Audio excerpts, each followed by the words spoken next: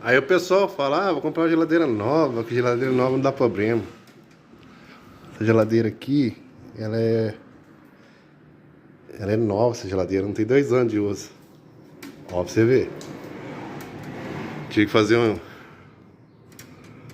Pra não perder a geladeira.